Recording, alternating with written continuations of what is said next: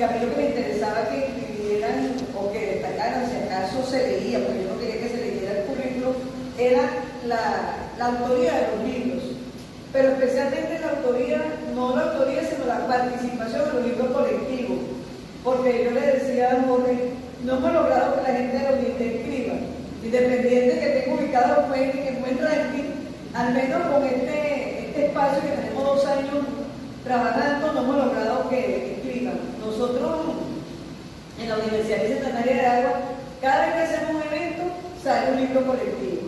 Y un poco para mostrarles que los trabajos en sí no es una cosa, claro, hemos evolucionado, pero yo traje 3 de la primera época, cuando todavía no estábamos tan, vamos a decir, tan expertos como estamos ahora y todavía lo hacíamos así. Todavía había en Venezuela posibilidades. Entonces yo traje 3 para rifarlo, así que estén atentos a ver qué es lo que voy a inventar yo para la rifa, ¿verdad? Realmente cuando se planteó esta conferencia, yo no la vi ubicada en el ámbito de la transcomplejidad. Claro, si hago una conexión con la transcomplejidad, necesariamente hay que hacerla, pero inicialmente no la pensé de esa manera, ¿verdad? Cuando colocábamos el título Investigación y la espiritualidad, lo primero que a mí se me ocurrió es buscar los científicos. Los científicos son espirituales. Y entonces encontramos a Francis Collins, que él fue el coordinador, director del evento del proyecto de genética, ¿verdad? Y entonces él dice, yo veo a Dios, yo veo el ADN como el lenguaje de Dios. Fíjense esto, él ve el ADN como el lenguaje de Dios. Pero yo le decía a mi hija, lo que más me gusta de esta parte, él dice, y la elegancia y la complejidad de nuestros cuerpos y el resto de la naturaleza como el reflejo del plan de Dios. Hay alguna gente que está involucrada, digamos, en el ámbito espiritual de las religiones que dice, si tú no crees en Dios, ve la naturaleza, ¿verdad? Este científico dice que él ve en nuestro cuerpo, ¿verdad?, en nuestra complejidad, en nuestra elegancia, el plan de Dios. Otro científico, él mismo, él en estos momentos es el director de todos los, ¿cómo se llama?, Ministerio de Salud en los Estados Unidos.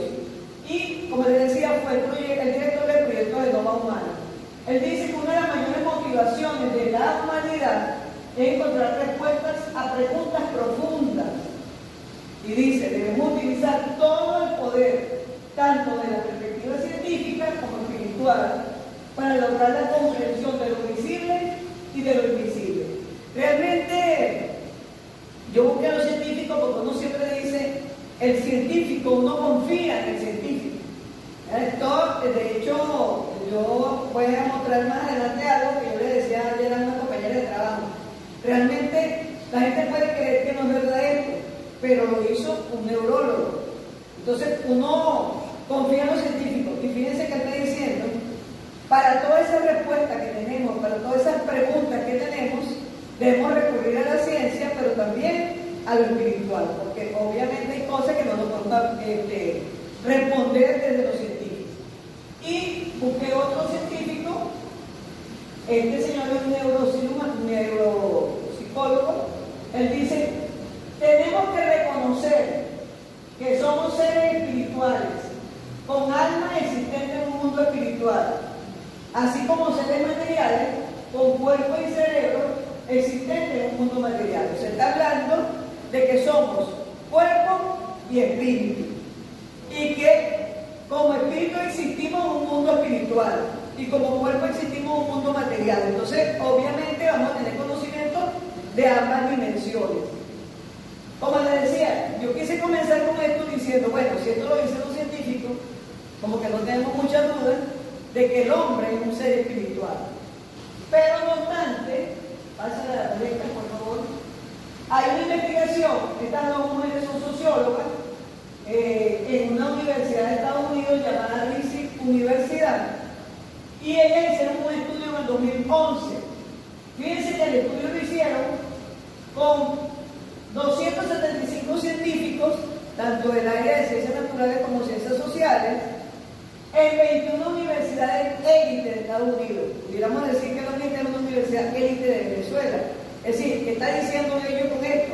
No lo hicimos en cualquier universidad, lo hicimos en universidades élite de Estados Unidos y encontró que el 20% de los científicos ateos, o sea, dentro de todos 235, el 20% que se declaran ateos sienten que son espirituales. Ellos dicen que la espiritualidad es una motivación para comprometerse en el mundo, con el mundo. Entonces ellos dicen que tratan de ubicar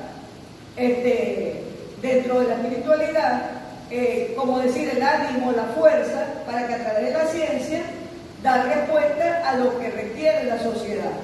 Entonces fíjense qué interesante, porque siendo ateo le están diciendo, no solamente basta con lo que yo sé como científico, sino que necesito ese componente espiritual para comprometerme con la gente, para hacer cosas por la gente. De hecho, nosotros diríamos, ¿por qué están ustedes aquí? ¿Verdad?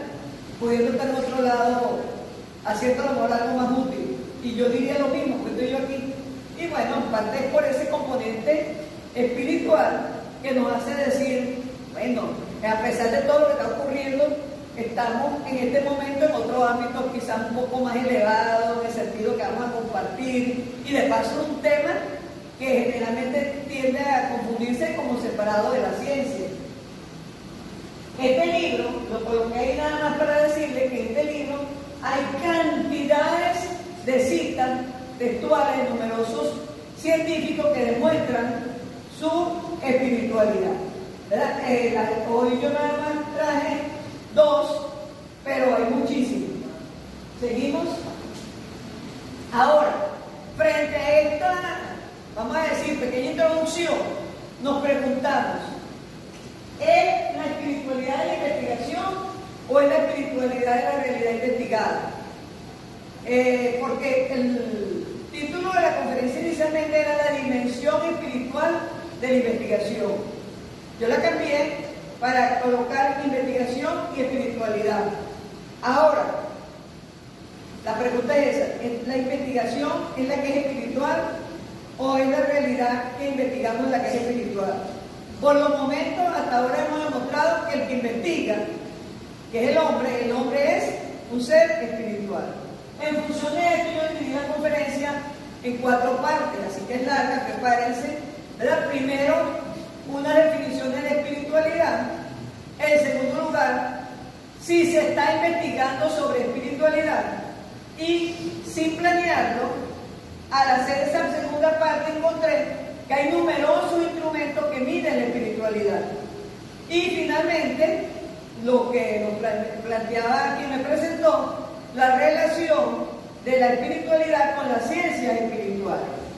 Empecemos entonces, ¿verdad? Lo primero que nos encontramos cuando hablamos del tema espiritualidad, hay confusión. Y hay confusión porque se mezcla mucho con la religión. O generalmente cuando se piensa en espiritualidad se piensa en metafísica, y la metafísica como esoterismo o ligada a la religión. Y como alguna gente, digamos, que rechaza la religión, entonces de una vez como que se rechaza la espiritualidad. Entonces yo pensé que lo primero que había que hacer era diferenciar espiritualidad de religión. Entonces aquí vemos, ¿verdad?, que la espiritualidad es una dimensión humana personal, mientras que la religión es una práctica. Por otro lado, vemos que la espiritualidad es un estilo de vida y la religión es un sistema de creencias, una doctrina. Por otro lado, entonces también vemos que la espiritualidad es una vivencia, una experiencia, mientras que la religión es un constructo social. Finalmente vemos que la espiritualidad es una cualidad innata de cada quien, ¿verdad? Y lo veíamos que hasta los ateos se consideran espirituales, mientras que la religión es un código de conducta. Entonces vamos a ver, digamos, que también la espiritualidad es individual y no se requiere para ser espiritual pertenecer a ninguna religión, mientras que la religión es comunitaria. No puede haber una religión mía sola, ¿verdad? Para que yo tenga una religión tengo que pertenecer a un grupo. budismo tiene un código de conducta, una doctrina, mientras que en la espiritualidad yo puedo vivir mi espiritualidad de manera diferente a como lo vive Wallenka. Y de hecho, lo vamos a ver en el transcurso de cuando sigamos en la conferencia. Entonces, por los momentos tenemos que estar claros de que espiritualidad no es religión. No obstante, el que pertenece a una religión debe ser espiritual. Aquí vemos definiciones, yo traté de colocarla en orden, vamos a decir, cronológico, y vemos a un autor del 92 que dice que la espiritualidad es una vía de perfeccionamiento para el ser humano y que de alguna manera la espiritualidad valora la vida. Fíjense lo importante de todas estas definiciones. Más que todo eso, lo que me gustaría para que al final pudiéramos discutir un poquito, es que este autor está planteando la espiritualidad como una forma de perfeccionamiento del ser humano que valora la vida. Es decir, que si yo promuevo en mi ámbito educativo o investigativo la espiritualidad, vamos a conseguir personas que respetan la vida, personas que buscan mejorar. Como decían estos científicos al comienzo, que para ellos la espiritualidad es lo que les permite comprometerse con la humanidad. Es decir, quiero investigar, pero no por investigar, quiero investigar para encontrar algo que resuelva un problema en la humanidad. La segunda definición del 99 dice que la espiritualidad es la fuente esencial y proveedora de significados y propósitos de la vida. Y aquí volvemos a aparecer con aquello que yo les decía. ¿Qué hacemos nosotros hoy aquí con tantas cosas que tenemos que hacer? ¿Verdad? Entonces, ¿por qué? Por eso, porque a lo mejor nuestro propósito de vida como educadores, aunque aquí la mayoría de nosotros es ingenieros de diferentes profesiones, sin embargo, estamos en una institución educativa. Es decir, que siendo ingenieros, o están formándose, o están ayudando a otros a formarse. De alguna manera, ese propósito de vida nos lleva a un significado. O sea, de hecho, muchos abogados quieren dar clase, algunos por una intención de que eso les vale para ascenso, pero también porque si yo quiero compartir con los estudiantes, ahí se ve un propósito de vida que supera a la profesión. Sin embargo, fíjense que Humberto Eco, en el 99, él le da al término espiritualidad, le da una connotación de religiosidad laica. Y yo contaba, leyendo un poco a él, que él era religioso, y en un momento dado se perdió con Dios, digámoslo así. Entonces, pero no podía salirse de eso que es la espiritualidad. Y entonces decidió llamarlo religiosidad laica, como decir, es religión, pero no es esta religión, es laico.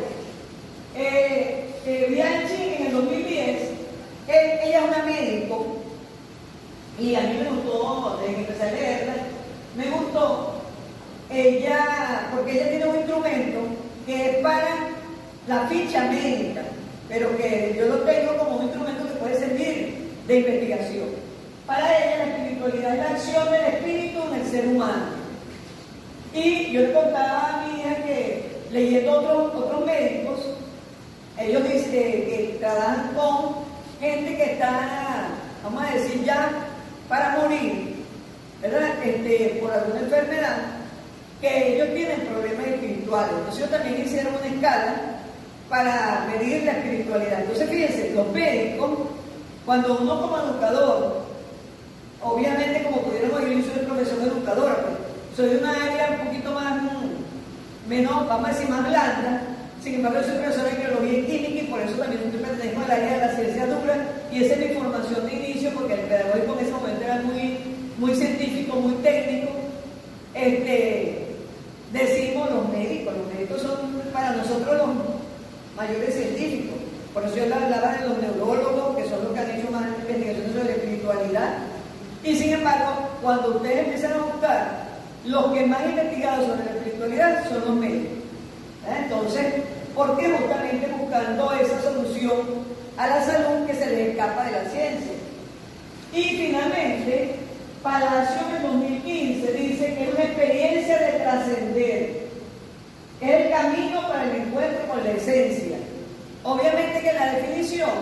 ellos dicen que el encuentro con la esencia es el espíritu, ¿verdad? Es el espíritu y un espíritu que da Dios. De hecho, ellos dicen que, digamos que la espiritualidad busca y lleva a Dios. Pero fíjense que hasta aquí no hemos nombrado a Dios, ¿verdad? Pasemos a otra parte. Entonces, a partir de aquí, veamos otras definiciones donde los autores de una vez dicen que la espiritualidad es vivir desde el espíritu y que es ansia de Dios y que es búsqueda de lo sacro o lo divino. Este autor es el mismo autor que sacó aquellas definiciones, o sea, él está claro, como vamos a estar nosotros mismos hoy, que espiritualidad puede ser vista como búsqueda de Dios o no necesariamente, puede ser como búsqueda del otro, de la naturaleza, del arte. Y definimos el lado espíritu como una fuerza inmaterial, no perceptible por los sentidos, que es una fuerza dinámica y una fuerza inteligente. Entonces, podemos encontrar dentro de la definición de espiritualidad una gran variedad, como han podido ver. Aquí hay otra definición, lo quise colocar, porque esta definición es de un autor que trabaja las ciencias físicas, y obviamente su trabajo se llama la ciencia física y lo espiritual. Y lo primero que hace es definir el espíritu. Entonces define el espíritu como algo indeterminado, en movimiento, algo inmaterial, que busca la perfección, que busca la unidad, que es inagotable y que es un misterio. Y de alguna manera, todo lo que se refiere a espiritualidad, uno lo ve como algo misterioso. Y obviamente el hombre le atrae los misterios. Por eso me imagino yo que hay tanta investigación sobre espiritualidad en los últimos tiempos. También Robles, este autor Robles es el que ha venido haciendo todas esas definiciones. También define espiritualidad como la necesidad de encuentro con otras personas, la necesidad de contacto con la naturaleza, la necesidad expresiva ligada a diferentes actos creativos, es decir, que un artista, sea musical o sea de pintura, de escultura, puede en ese acto ser espiritual, y también implica paz interna y calma.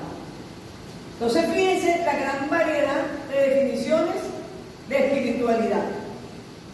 Pero aún no terminamos, ¿verdad?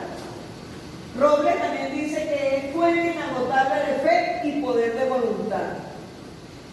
Y a mí me gustó escribir esto de Palacio 2015, que dice que la espiritualidad se vehiculiza desde múltiples opciones, que estas opciones con las cuales decidimos, vamos a decir, concretar nuestra espiritualidad, pueden ser válidas o no para los criterios culturales, sociales y religiosos. Es decir, yo puedo decidir manifestar mi espiritualidad perteneciendo a una religión, y eso puede ser válido para los criterios científicos, que serían ahí los culturales y sociales. Pero cualquiera puede decidir manifestar su espiritualidad a través de la creencia en la naturaleza, en la comunión con otras personas, y eso puede ser un criterio válido o no para la religión. Pero lo importante del día de hoy es dejar claro que no podemos negar que el hombre es espiritual indiferente de cómo lo manifieste. Y fíjense que yo porque yo esta conferencia me he dado 2 veces, pero he escrito 3 veces, he aprendido mucho, y eso es lo mejor de este tipo de cosas, porque yo antes le criticaba mucho a Coleca, que eso no es espiritualidad, alguna cosa, porque ella está haciendo su tesis doctoral, y en su tesis doctoral, tratando de aplicar la complejidad, ha ido un poquito más allá de lo que van literalmente los estudiantes, tratando de ver esa espiritualidad. Pero obviamente frente a esto, tú no le puedes decir a nadie que eso no es espiritualidad. Eso te va a depender de cómo sea cada uno y cómo cada uno la manifieste y la exprese. Entonces, obviamente que todo concepto de espiritualidad está marcado por quien haga la conferencia, ¿verdad? Y yo no podía dejar de hacer la conferencia porque también yo podría decir que el espíritu me lo puso en el camino. Esta cita de Bobby Carneson, que es del 2015, que es nueva. Él es un pastor Y él dice que la verdadera espiritualidad es oír, creer y obedecer la palabra de Dios. Si yo hubiera comenzado por aquí, yo hubiese confundido más, porque dijera, no viene a hablar de religión, no. Yo vengo a hablar de espiritualidad. Entonces fíjense que hay una gran variedad de espiritualidad, pero obviamente yo no podía desaprovechar esta tribuna para colocar esto, ¿verdad? Y en consecuencia, una palabra de Dios en la primera de Corintios 6:17 que dice, pero el que se une al Señor, un espíritu con Él es. Entonces, los que creen en la espiritualidad desde Dios, ¿verdad? Y fíjense que muchos siendo médicos dicen que la espiritualidad es la acción del espíritu sobre el hombre. Pero los que creemos en Dios decimos que es la acción del espíritu de Dios. Entonces, es para que podamos ver toda la variedad que hay. Finalizada esta primera parte, ¿qué hablamos en esta primera parte? De la noción de espiritualidad. Yo quiero destacar dos cosas importantes antes de seguir. Y es que si somos espirituales, veamos la vida de otra manera. Y eso para efectos de la educación es importante. Yo lo vine a hablar para efectos de la investigación, pero no obstante, leyendo, decía, es importante para efectos de la educación. Porque si nosotros promovemos en nuestras aulas de clase la espiritualidad, vamos a encontrar estudiantes, futuros profesionales y profesionales, porque nosotros mismos, si cambian los demás, para que puedan cambiar los demás, tenemos que cambiar nosotros, ¿verdad? Hombres más comprometidos con la sociedad, hombres más comprometidos con la humanidad. Obviamente, en la medida que vivimos situaciones como la que vive este país, tenemos que recurrir a eso.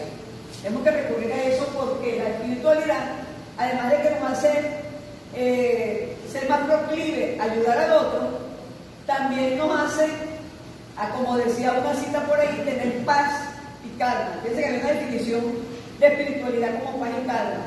O sea, si tú sacas a reducir tu espiritualidad, tú puedes decir, bueno, vamos a esperar qué pasa, confiando en que va a pasar algo, ¿verdad? Pero un poco en paz, un poco en calma y un poco viendo cómo frente a mis necesidades hay gente que está en peores condiciones y que a lo mejor yo puedo ayudar. Y yo creo que eso es parte de lo bueno de esta conferencia. Aquí lo que queremos mostrar es que hemos venido diciendo que el hombre es espiritual. Entonces no hay que descuidar que el hombre es un ser físico, y como ser físico se cansa, tiene hambre, tiene necesidades físicas, pero también un ser psíquico. Y aquí era donde yo le decía a Valesca, hay que tener cuidado que la espiritualidad no es psíquica, ¿verdad? Entonces el hombre es un ser psíquico que tiene que ver con lo cognitivo. En este caso que estamos hablando de investigación y de educación, con lo que aprendemos, con lo que queremos buscar, los conocimientos que queremos buscar, pero también tiene que ver con lo emocional y obviamente con lo relacional. Y lo emocional tiene que ver mucho con la historia personal. Entonces un poco lo que vivimos nos determina como la parte psíquica y específicamente la parte emocional.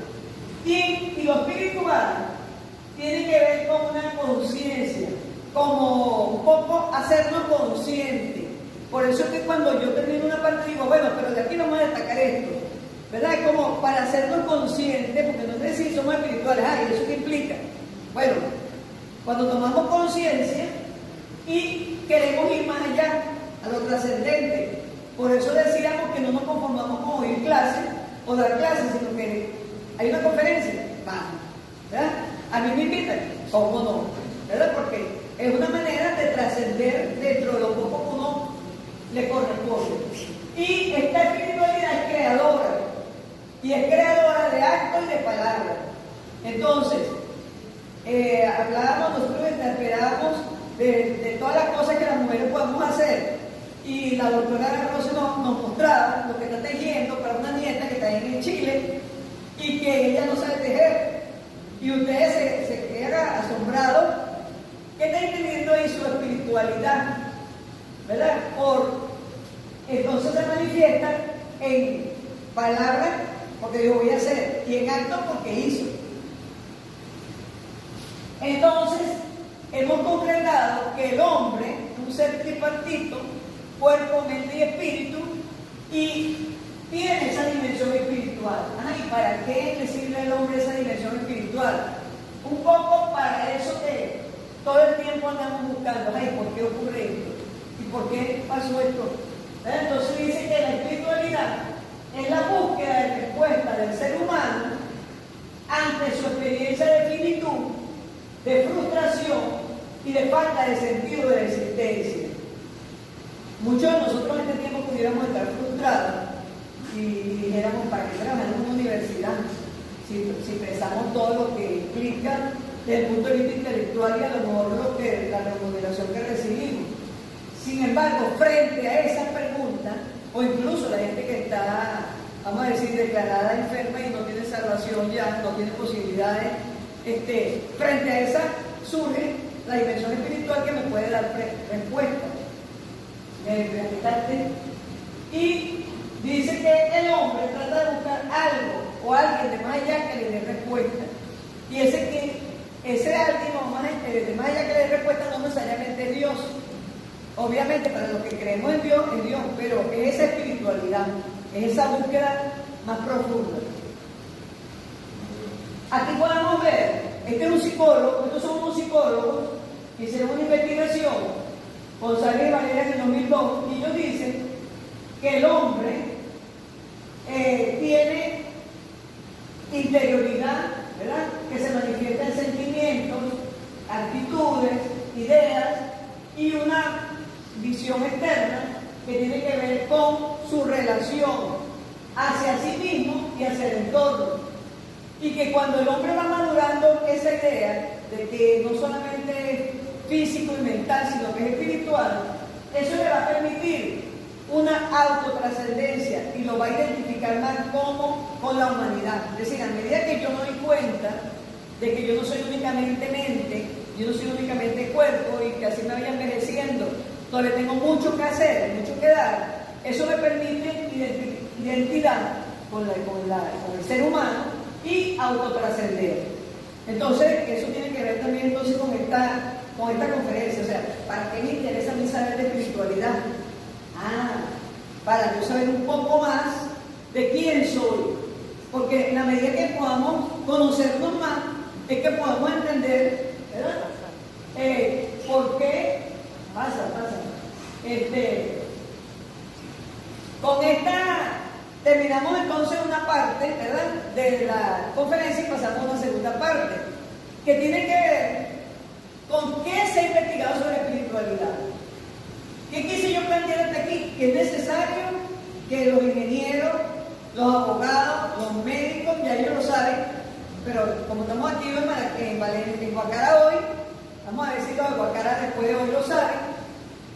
Tenemos que saber que somos seres espirituales, pero no tenemos que saberlo, tenemos que ejecutarlo. Y para convencerlos, yo traje como una especie de resumen de lo que se está investigando sobre espiritualidad. Fíjense que lo primero que aparece es la medicina. Ya lo había hablado, tanto al comienzo, ¿verdad? Aquí aparecen dos autores, Jiménez 2005 y Navas y Villegas 2007, que han investigado sobre la espiritualidad y la medicina. Más adelante yo les voy a recordar otra más. Pero también se ha investigado sobre espiritualidad y genética. Y fíjense que se ha logrado descubrir un gen que se llama el gen de la espiritualidad.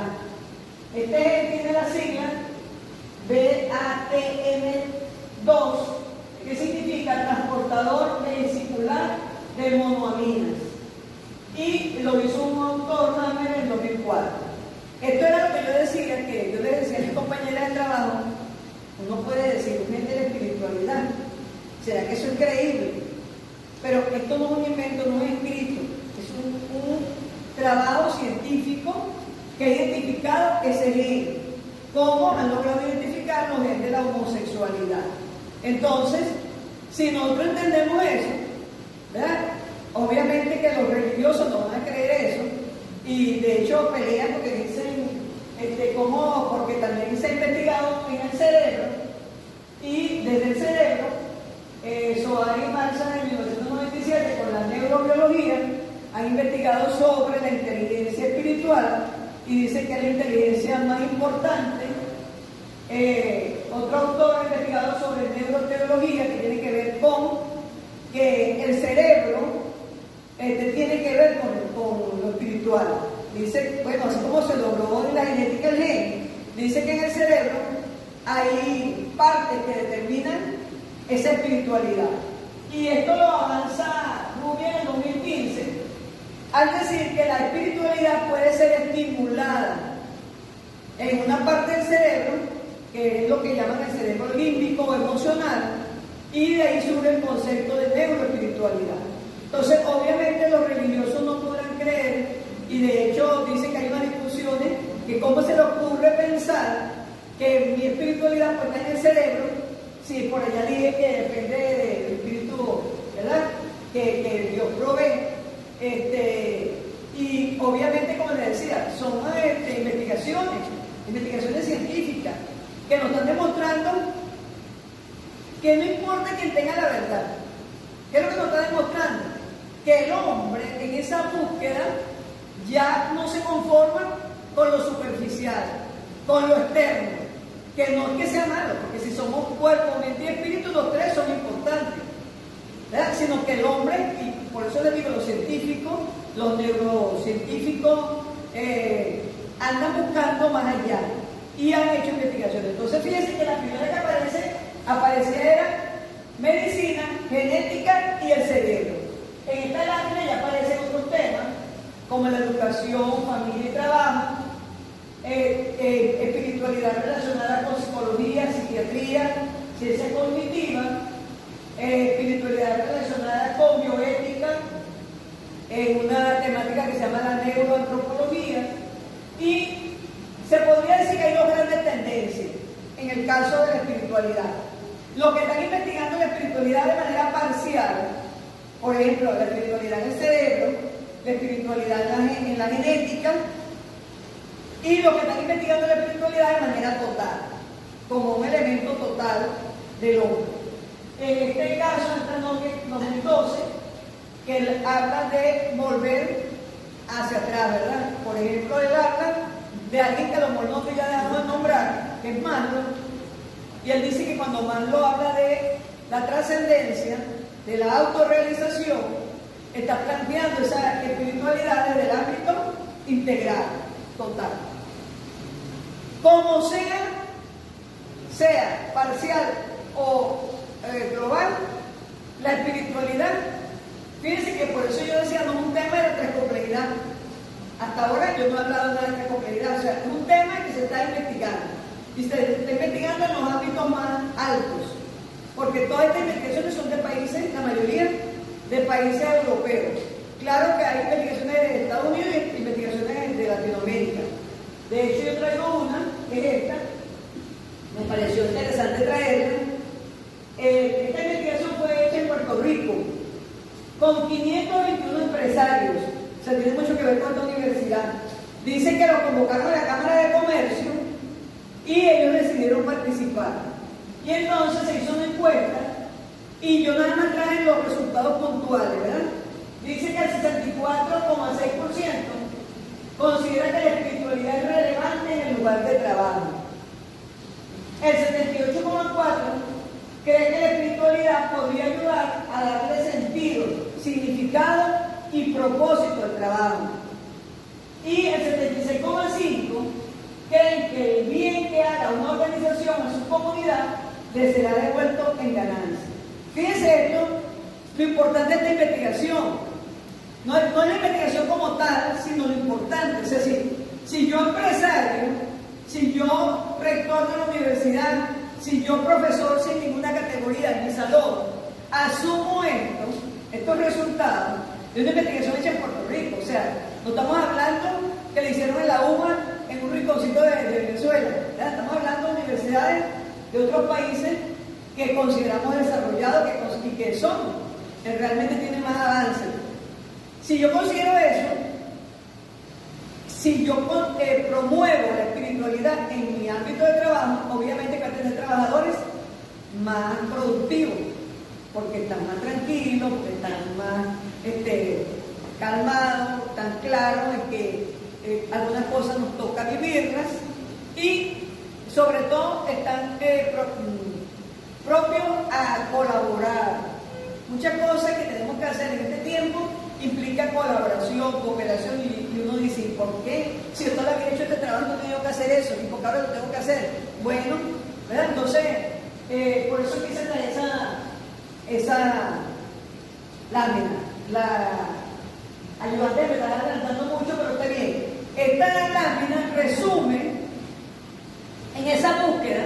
Cuando yo planeé la conferencia, yo dije, ajá, ¿cómo va a comenzar? Entonces comencé con la cita. Y luego dije, ahora vamos a ver qué están investigando. Y vimos, yo tengo referencias muchísimas. Realmente no he podido todavía leer todo y sobre todo resumir cada investigación, porque lo que les estoy presentando es lo que han hecho, ¿verdad? No los resultados que hemos tenido. No obstante, en esa búsqueda, sin proponerlo, encontré esto. ¿Y qué fue lo que encontré? Que hay numerosos instrumentos para medir la espiritualidad. Disculpa que te nombre, porque es que tiene una discusión con su tutor, de lástima que no esté aquí, que sí, ¿con qué instrumentos va a medir la espiritualidad? No puede ser el mismo. Veamos qué dice la investigación, ¿verdad? Fíjense, yo comencé, como les dije, con la historia clínica espiritual de Bianchi, que les dije que ella no dice que es un instrumento de investigación. Ella lo que dice es que es una historia clínica que ella le hace a sus pacientes. Lo que pasa es que como yo la tuve en mis manos, porque está publicada en internet, cuando ustedes la ven dicen, no, esto me sirve una investigación. Después está la escala de la espiritualidad de 1990 y ajustada en el 2000 por otros autores, la escala de espiritualidad de calificación de cuidados, la del cuestionario de espiritualidad.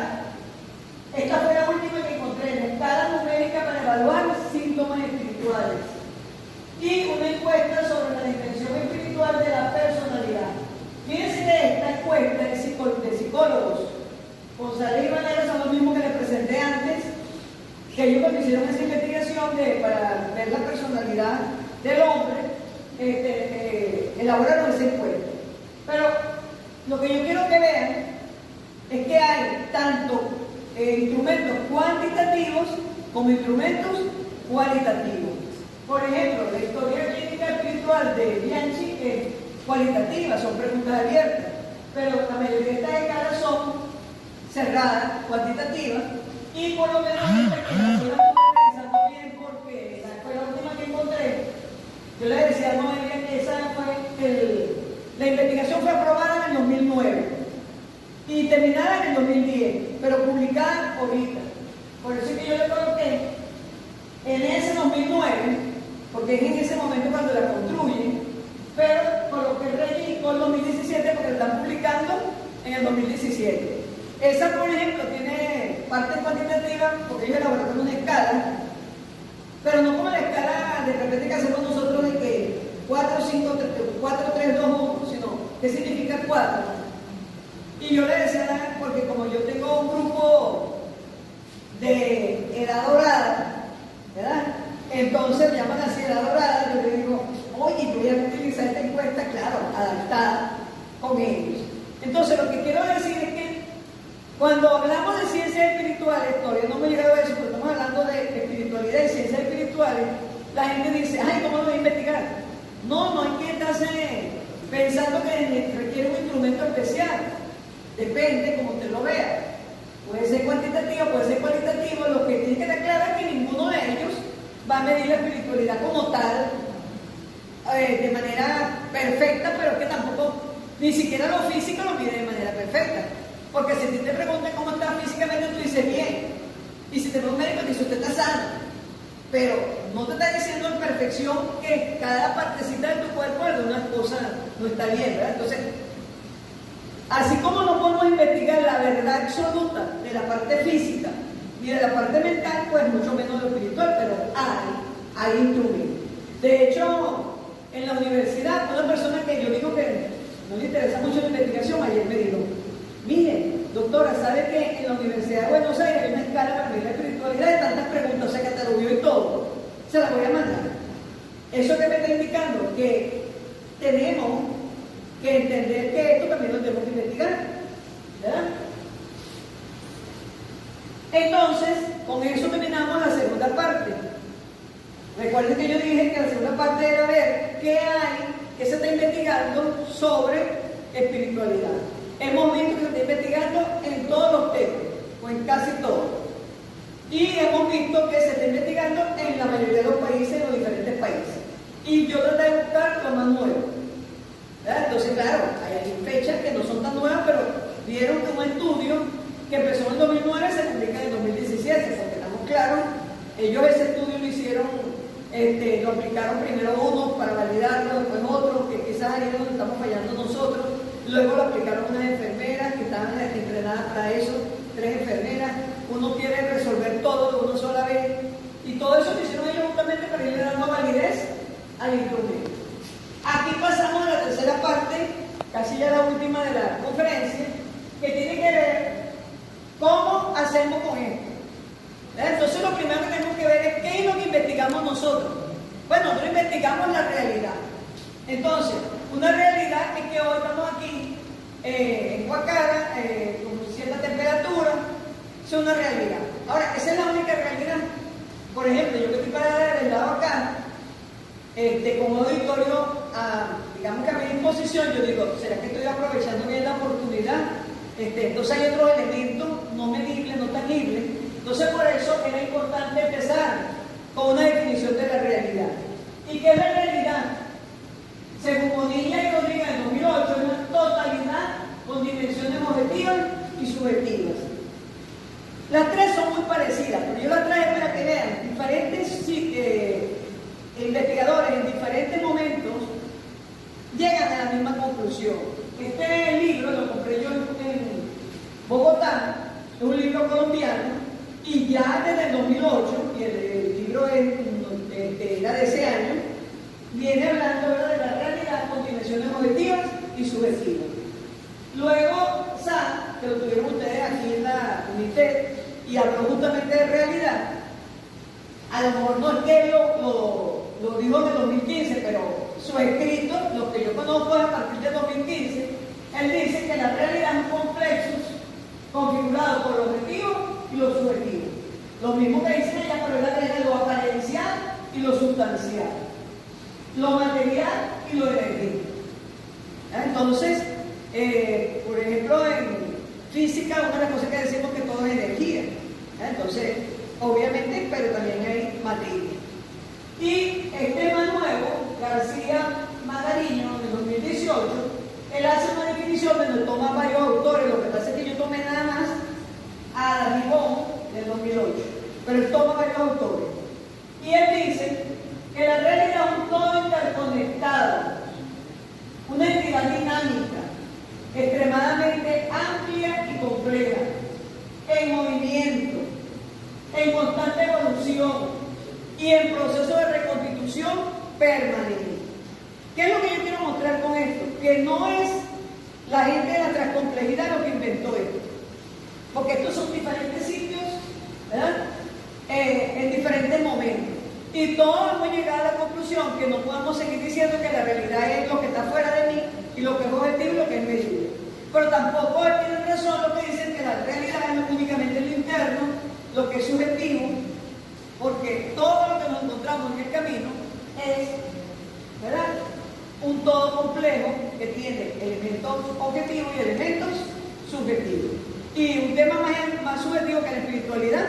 Sin embargo, hemos visto, ¿verdad?, cómo los médicos lo han utilizado. ¿Por qué? Porque si yo logro demostrar que tú, que estás finalizando tu vida desde el punto de vista espiritual, le pones un sentido a tu vida, vas a esperar ese tiempo de una manera diferente, así no estar, vamos a decir, enfocado en ese elemento. Entonces va todo enfocado a buscar algo que ya no tiene solución.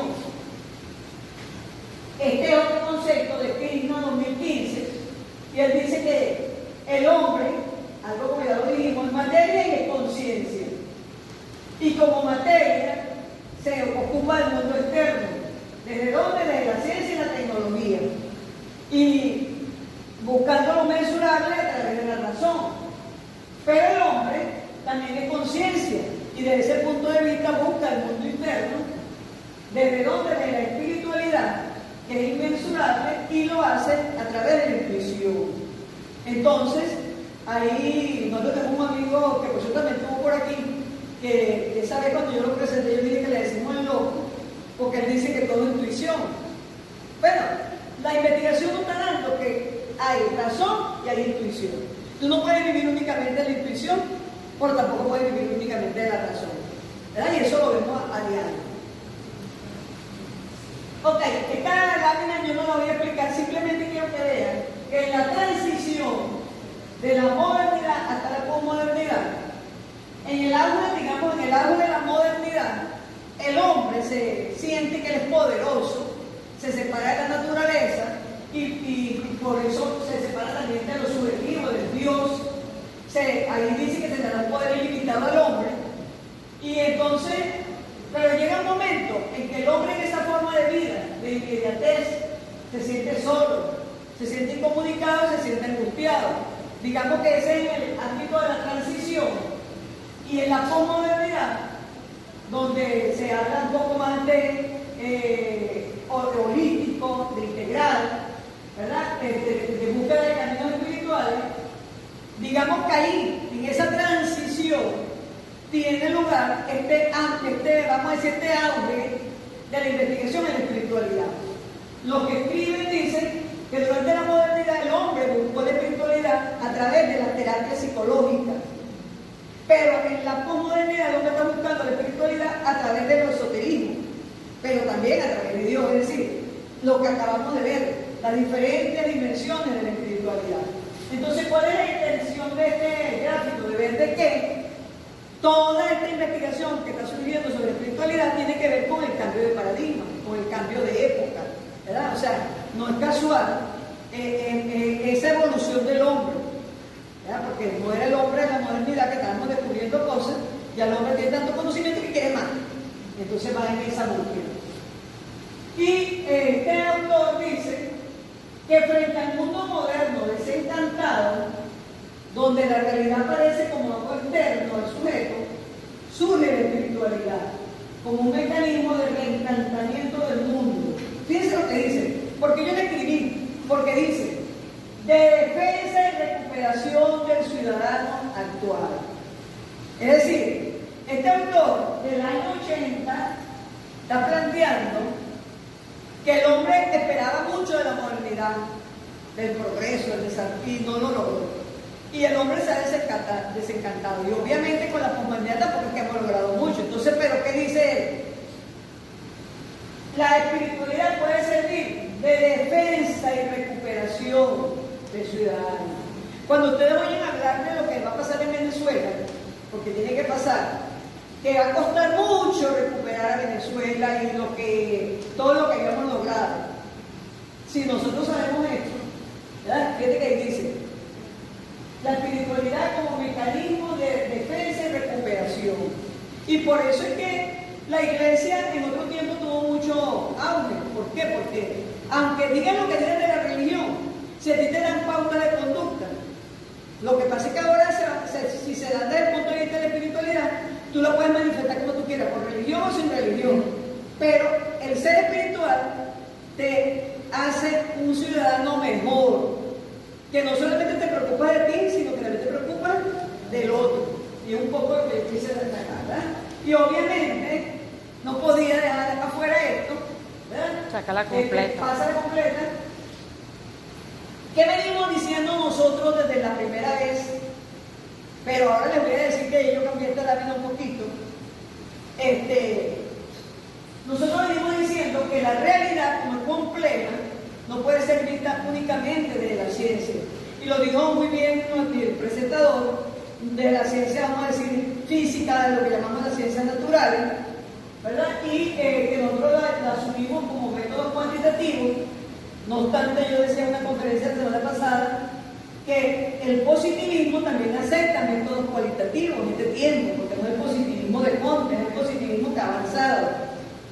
Pero tampoco puede ser vista únicamente de las ciencias sociales, a la cual le adjudicamos de manera didáctica para efecto de la lámina los métodos cualitativos, sino que tiene que ser visto también desde las ciencias espirituales.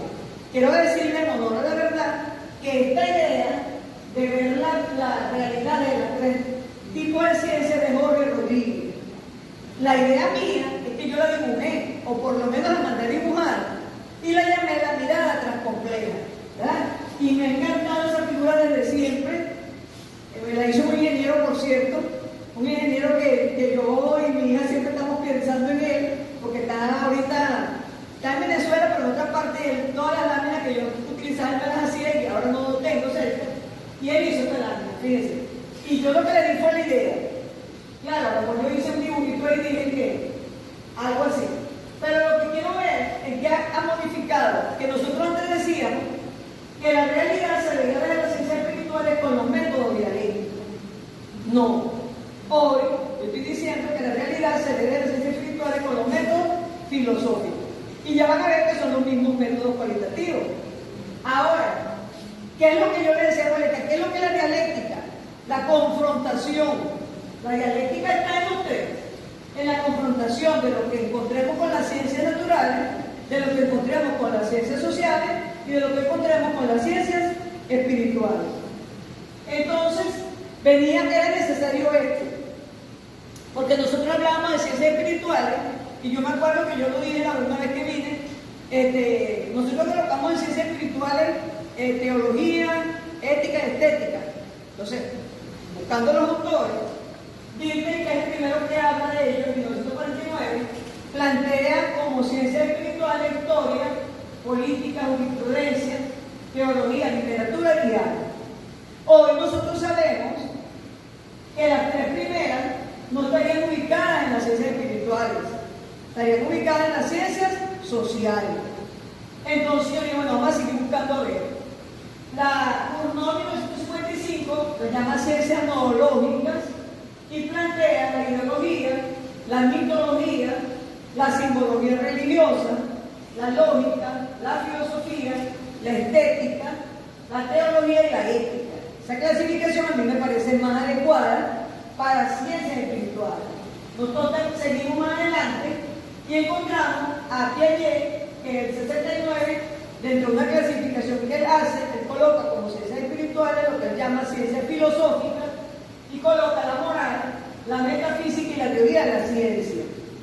Y finalmente, en el 2000, Novoa habla de unas ciencias hermenéuticas donde coloca arte, filosofía y teología. Yo diría que yo me quedaría con esa, porque si yo voy a hablar de las ciencias naturales, busco la física, la química, ¿verdad? Y todas las áreas de las ciencias sociales, educación, psicología, antropología, sociología, y de las ciencias espirituales serían entonces arte, filosofía, ética, estética y teología, obviamente. Me coloco yo porque ese cuadrito lo hice yo, ¿verdad? Pero obviamente la clasificación no la hice yo, lo que hice fue buscarla, encontrarla y escribirla. Esta autora la busqué para hoy, es nueva, ¿verdad? Dice que la epistemología de la espiritualidad, o sea, ella trata de ver la espiritualidad desde el ámbito epistemológico. Y entonces ella dice que puede ser vista en tanto experiencia transformativa como objeto de investigación. O sea, yo puedo investigar la espiritualidad como un objeto de investigación, pero ella dice que también la puedo investigar como disciplina teológica.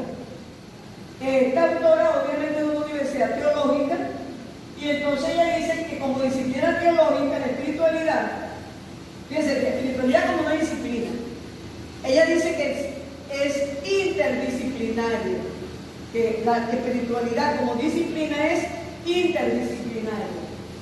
Y dice que esta interdisciplinariedad se puede estudiar desde dos puntos de vista: desde el punto de vista constitutivo, de las ciencias constitutivas, y entonces ella habla ahí de la Biblia y de la historia de las religiones.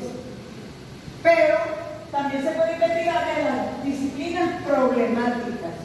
Entonces ella habla ahí de antropología, sociología, psicología, es decir, aquellas ciencias más cercanas a la espiritualidad como una disciplina. Y finalmente ella dice que la hermenéutica de la espiritualidad como método. O sea, ella no dice que el método es la espiritualidad, sino que la hermenéutica de la espiritualidad sería el método, o sea, hacer una hermeneusis. Ahí ya no estoy diciendo, a nosotros nuestro complejo, no se estén ubicando ustedes en que van a encontrar un método propio de la espiritualidad. Claro, habrán algunos que serán un poquito más, ¿verdad? Ella también dice, ¿cómo investigo la espiritualidad? Entonces dice, se puede investigar en el discurso o en la conversación. Es decir, si yo quiero investigar la espiritualidad en la UNITEC, yo tendría que buscar los documentos de creación, las políticas, ver qué hay en el discurso que me habla de espiritualidad. Pero también se puede investigar en el campo o ámbito que incluye a los investigadores, a los profesores, a los ministros, a los practicantes y a los directores. Es decir, la UNITEC, igual que la UBA, por lo menos en la UBA hay un sacerdote que es el amigo de la UBA, que va para todo. ¿Qué me está indicando a mí eso? Una espiritualidad ligada a la religión católica, ¿verdad? O sea, eso es lo que dice. Pero vamos a preguntarle a los profesores, a los estudiantes, y la mayoría va a mantenerse en ese ámbito. Y también se puede investigar la espiritualidad desde la disciplina de educar y aprender. Ellos decían enseñar, yo obviamente lo cambié. Es decir, cuando yo enseño, ¿qué enseño desde el punto de vista espiritual? Y cuando yo aprendo, ¿qué aprendo? O cuando yo investigo, o cuando yo escribo, ¿verdad? Evidentemente que una persona que estuviese aquí, que no fuese yo, hubiese utilizado a lo mejor lo mismo, pero hubiera quitado 2 láminas que yo coloqué en profeso, porque eso está mostrando quién soy yo, ¿verdad? Es decir, cada persona tiene su propia forma de ser y eso determina su conferencia. Ok. Buscando justamente, porque cualquiera lo pone, ¿verdad? Duda a buscar, yo dije, vamos a buscar cuáles son los métodos. Esta lámina la hice anterior a la anterior, es decir, allá, aquella autora de una universidad teológica dice que es hermenéutica. Esta es de Sartre, precisamente, y él dice que la espiritualidad se investiga desde los métodos teológicos o desde los métodos filosóficos. En los teológicos ubican la inspiración y la contemplación y la iluminación. Lo que pasa es que yo la puse separada porque San Agustín habla de iluminación del sol. Entonces, de acuerdo a San, los 3 métodos teológicos serían inspiración, contemplación e iluminación. Pero él dice, también se puede investigar de lo filosófico. Y lo filosófico implica intuición, deducción, inducción y vuelve a aparecer hermenéutica. También dice que se puede investigar, bueno, eso lo busqué yo porque lo dice Dilthey con la hermenéutica, Heidegger con la intelección y Hegel con la fenomenología del espíritu. Y el mismo Sá dice que él llamaría ese método subjetivación. Entonces, si ustedes analizan, si alguno me dice a lo mejor que lo investiga con la iluminación, yo digo que van a raspar, ¿verdad?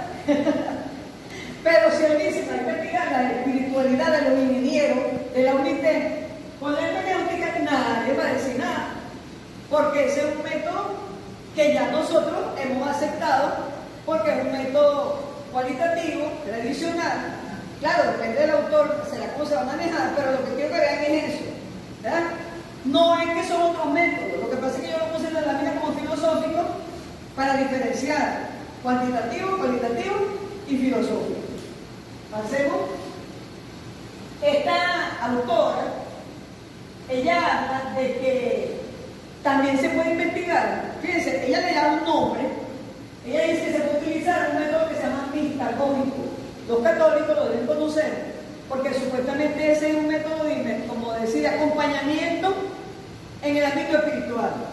Pero cuando ella lo explica, fíjense, ella dice que lo mistagógico es un proceso lingüístico de acompañamiento espiritual que tiene que ver con biografía y entrevista y reflexión. O sea, yo te quiero investigar la espiritualidad de las autoridades, entonces tengo que reunirme con ellos y empezar. ¿Dónde estudiaste tu primaria? No sé qué, ahí va saliendo la entrevista, ¿verdad? Pero va saliendo la biografía. Claro, ella lo plantea cuando uno hace estudio de espiritualidad, por ejemplo, de un santo, San Agustín. Pero en todo caso, fíjense que ella dice, para poder hacer eso, tengo que pasar por las otras estrategia. O sea, descriptivo, que ella lo llama fenomenología, implica observación y contexto. O sea, si yo voy a entrevistar al rector, yo me tengo que ubicar dónde estoy, ¿verdad? El contexto. Obviamente que en la entrevista va a salir su biografía, dónde empezó, cuál fue su experiencia, primera experiencia espiritual, dónde está hoy. Pero también dice que hay que pasar por la hermenéutica. Y ahí no dan ninguna explicación, simplemente que es la interpretación de lo que ya vengo tomando. Y finalmente dice que hay que llegar a una etapa, ella lo llama estrategia sistemática o sistemático, que implica la formulación, síntesis y núcleo teológico de la experiencia espiritual. Es decir, cuando yo investigo a una persona o a un grupo desde el punto de vista de la espiritualidad, lo que yo voy a concluir al final es cuáles son sus núcleos teológicos, que vamos a decir cuál es la esencia de su creencia espiritual o de su vivencia espiritual. Fíjense que ella lo llamó mitagógico y cuando lo explican obviamente dice que es un método de la Iglesia Católica, pero fíjense que implica fenomenología, hermenéutica y sistematización. O sea, ciencia probada. Ella también dice, en la parte de la fenomenología, yo lo quise colocar, ya voy a terminar para los que ya están calorados y ya tomando más velada, ya voy a terminar, pero quise colocarlo porque de alguna manera esto nos da conocimiento de algo que sabemos. Ella dice, la espiritualidad como fenómeno multiforme, para hacer la fenomenología, requiere de tres ámbitos, ¿verdad? De tres niveles de descripción. Claro, ella habla de la fenomenología de Husserl. O sea que ella no solamente que dice que hay un elemento fenomenológico, sino que lo explica. Entonces ella dice, ¿cómo lo voy a estudiar? Bueno, el primer horizonte es la configuración externa, que se refiere, ella dice, a los límites cronológicos topográficos, a los ideales, a las prácticas espirituales. Cuando nosotros estudiamos la espiritualidad desde ese horizonte externo, por ejemplo en Venezuela diríamos, ¿dónde estamos? En Venezuela. ¿Dónde estamos? En Guatemala. ¿Qué ideales promueve la universidad? ¿Qué prácticas espirituales hace? Por ejemplo, cuando nosotros hemos visto el colegio católico, todos los lunes en la mañana hay una estrategia. En un colegio secular, a lo mejor eso no pasa. En una universidad pública o privada, si hay un acto de grado, hay una misa. En otras universidades, a lo mejor eso no ocurre. Eso forma lo que se llama, lo que ella llama la configuración externa, las prácticas que se ven. Luego hablan de un horizonte exterior que tiene que ver con el trasfondo cultural y social. Obviamente Venezuela es un país por tradición católico. Por eso las universidades, a menos que sean declaradas universidades teológicas evangélicas, ¿verdad? No tienen el sacerdote.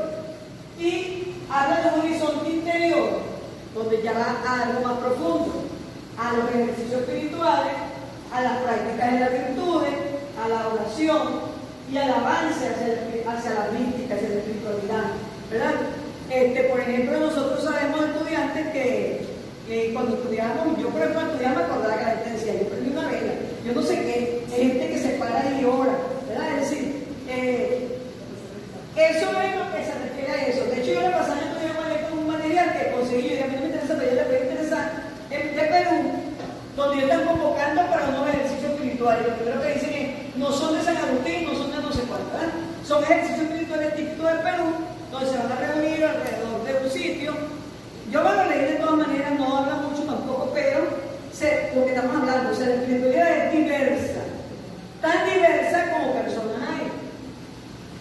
Ok, ya esta lámina, casi para los finales, esta autora, Monteagudo, dice que en el 92 lo decía, que siendo América Latina un país donde abundan los problemas de pobreza y de violencia, es pertinente las ciencias espirituales para Latinoamérica. Entonces ella dice, es importante que Venezuela investigue, Venezuela no dice Latinoamérica, lo que yo me trataré para Venezuela, investigue sobre la espiritualidad, para ver por qué esa gente se mantiene en pobreza o qué sienten estando pobres, ¿verdad? Y ella dice que eso se puede vamos a decir, va a producir una solución de, si no le vas a mejorar la pobreza, a lo mejor, pero le vas a dar una posibilidad de diálogo, de tolerancia. ¿Y con cuál propósito? Con el propósito de conocer al hombre mismo. Y eso es lo que vengo diciendo desde que empecé, ¿verdad? Es decir, es importante. ¿Para qué es importante este tema en la universidad?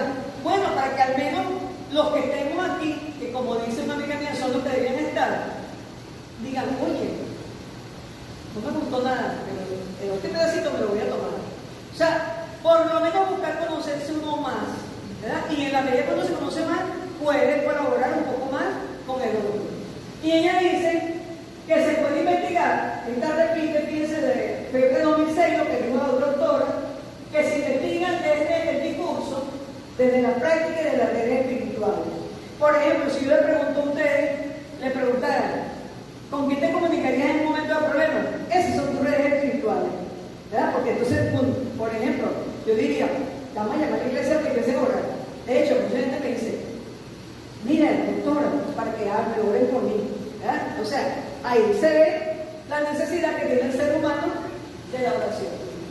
Bueno, y quise terminar con este libro. Este libro dice que dice Unite, y así está publicado, ¿verdad? ¿Se acuerdan? Los que no sé si, obviamente no están los mismos, pero algunos sí pueden estar. Hicimos una conferencia de ciencia espiritual y otra complejidad. El año pasado vinieron 3 personas. Su ponencia, más, ahí está una ponencia mía y la lamentada del doctor José Sá. Porque nosotros no solamente pedimos que escriban los ponentes, sino que escriban los que están oyendo. Entonces, en ese momento, ellos los 3 escribieron, los 3 ponentes, eran 2 caballeros y una dama, y escribió el doctor Sá sobre los métodos de lo que saqué, y yo escribí sobre la ciencia espiritual, y fue donde las encontré, digamos, la primera vez, porque después cuando hice esta conferencia conseguí otras cosas. Entonces, lo quise traer a ver si alguna vez la gente lo que se anima, ¿verdad? Es algo sencillo, porque eso, como les decía, eso es para nosotros. Eso es, de hecho, yo a veces digo, bueno, porque cuando voy a seguir sacando el libro, bueno, porque eso es a lo mejor un componente espiritual que me da ánimo. Cada vez que yo puedo sacar un libro como esto, a mí eso me da ánimo, me da energía, porque yo digo, bueno, estamos haciendo algo. A lo mejor nosotros no lo vemos, pero alguien lo va a leer. Este que yo traje, ese fue cuando empezamos el